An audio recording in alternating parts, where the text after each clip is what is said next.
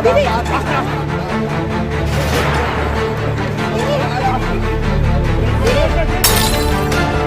the duty of the ED and Amit Shah, the nasty home minister, the naughty home minister, who cannot protect the country?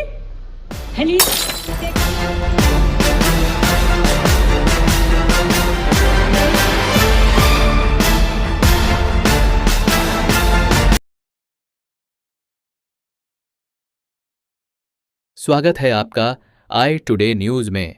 आज हम बात करने वाले हैं एक ऐसे धमाकेदार राजनीतिक ड्रामे की जिसने पूरे देश में टहलका मचा दिया है। हम बात कर रहे हैं पश्चिम बंगाल की मुख्यमंत्री ममता बनर्जी और प्रवर्तन निदेशालय यानी ईडी के बीच चल रही सीधी भिड़ंत की। कहानी में कोयला है, पैसा है, राजनीति है और आरोप प्रत्यारोप की ऐसी झड़ी है कि आपका दिमाग घूम जाएगा। दोस्तों, कहानी शुरू होती है कोयला तस्करी से। आरोप है कि ईस्टर्न कोलफील्ड्स लिमिटेड के एरिया से करोड़ों रुपए का कोयला चुराकर बेचा गया और इस पूरे रैकेट से जो काला धन आया उसे सफेद करने का काम किया जा रहा था। इसी मामले में एंट्री होती है ईडी की, जो मनी लॉन्ड्रिंग की जांच कर रही है। ईडी की टीमें एक साथ कोलकाता और दिल्ली में 10 ठिकानों पर छापा मारती हैं। इनमें से कुछ ठिकाने प्रशांत किशोर की कंपनी IPAC से जुड़े थे और कुछ उसके निदेशकों के। सब कुछ सामान्य चल रहा था, जैसे ईडी के छापे आमतौर पर होते हैं। लेकिन फिर कहानी में एक ऐसा ट्विस्ट आता है जिसकी किसी ने उम्मीद नहीं की थी। पश्चिम बंगाल की मुख्यमंत्री ममता बनर्जी खुद, जी हां दोस्तों, खुद ममता बनर्जी सीधे उन रेड साइट्स पर पहुंच जाती हैं। पहले IPAC के एक डायरेक्टर प्रतीक जैन के घर और फिर IPAC के ऑफिस। और वहां क्या होता है, वीडियो सामने आते हैं जिनमें ममता बनर्जी और उनके सहयोगी कथित तौर पर दस्तावेज और इलेक्ट्रॉनिक गैजेट्स हटाते हुए दिख रहे हैं।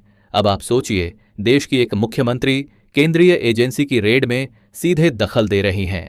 ईडी के अधिकारी हैरान रह गए। उनका कहना है कि यह जांच में सीधे सीधे बाधा डालने जैसा है और इसी के चलते ईडी ने सीधे कलकत्ता हाईकोर्ट का दरवाजा खटखटाया।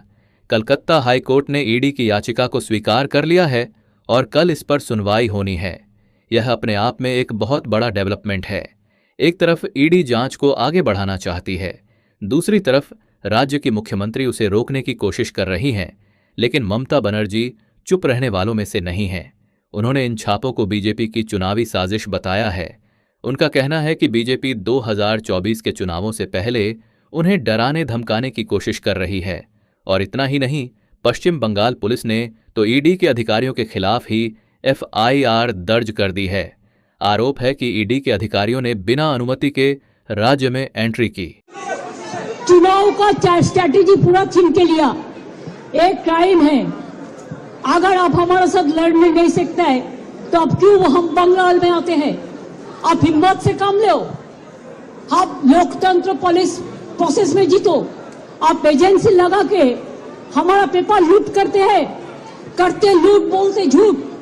हमारा पेपर लूट करते हैं, हमारा स्ट्रैटेजी लूट करते हैं, हमारा डेटा लूट करते हैं, हमारा वोटर लूट करते हैं, हमारा बंगाल को लूट करते हैं, हमारा भाषा को लूट करते हैं। क्या है आप लोगों के लिए भविष्य? इससे और भी खराब होगा। जितना भी सीट आपको मिलना चाहिए था, इससे तो अब जीरो में आ जाएगा। I am sorry mister Amit Shah and mister prime minister, please control your home minister. तो दोस्तों, तो ये पूरा मामला अब एक बहुत ही उलझी हुई और हाई प्रोफाइल कानूनी और राजनीतिक लड़ाई बन चुका है। एक तरफ भ्रष्टाचार के आरोप हैं, दूसरी तरफ संघीय ढांचे पर हमले के आरोप हैं। अब देखना यह होगा कि कलकत्ता हाई कोर्ट इस मामले में क्या फैसला सुनाता है। क्या ममता बनर्जी के खिलाफ जांच में बाधा डालने के आरोप सही साबित होंगे या ईडी को अपनी कार्रवाई के लिए राज्य सरकार से टक्कर लेनी पड़ेगी? यह तो आने वाला वक्त ही बताएगा। लेकिन एक बात साफ है, यह मामला भारतीय राजनीति में एक नया ट्रेंड सेट कर रहा है, जहां केंद्रीय एजेंसियां और राज्य सरकारें सीधे आमने सामने आ रही हैं।